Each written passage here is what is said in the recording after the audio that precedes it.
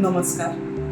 मनमस्तिष्की पाठशालाचा आजचा भाग माझ्यासाठी खूप भावनिक आहे, खूप महत्त्वाचा आहे. कारण आजचा हा भाग माझे गुरु, मार्गदर्शक डॉक्टर आनंद नाडकर्णी यांच्या स्मृतीस मी समर्पित करते.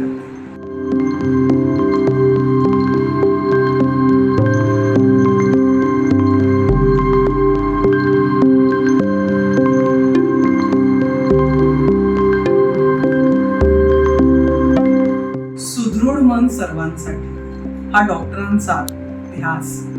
डॉक्टर नुसते मनोविकास तज्ज्ञ नव्हते, तर ते लेखक होते, कवी होते, चित्रकार होते. मानसिक आरोग्याच्या क्षेत्रात त्यांनी खूप काम केलं. आज मी सुद्धा मानसिक आरोग्याच्या क्षेत्रात प्रवेश करती झाले, याला कारण डॉक्टर आनंद नाडकर्णी.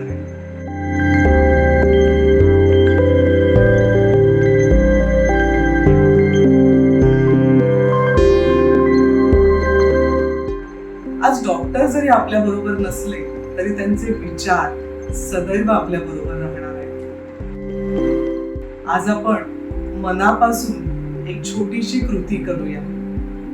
डोळे बंद करा, शांत बसा आणि अशा एखाद्या व्यक्तीचं स्मरण करा ज्यांनी तुम्हाला तुमच्या आयुष्यात मार्गदर्शन दिलं, ज्यांनी तुम्हाला मोलाचा सल्ला दिला.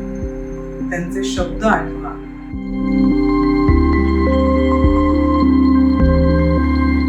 तुमच्या गुरूंचं, मार्गदर्शकांचं स्मरण करताना एक गोष्ट तुम्हाला जाणवली असेल ना, की जरी आज ते आपल्या बरोबर नसले तरी त्यांचे विचार हे सदैव आपल्या सोबत असणारच आहेत. ही डॉक्टरांनी दिलेली शिकवण, त्यांच्या विचारांचा वारसा घेऊन पुढे जायचंय.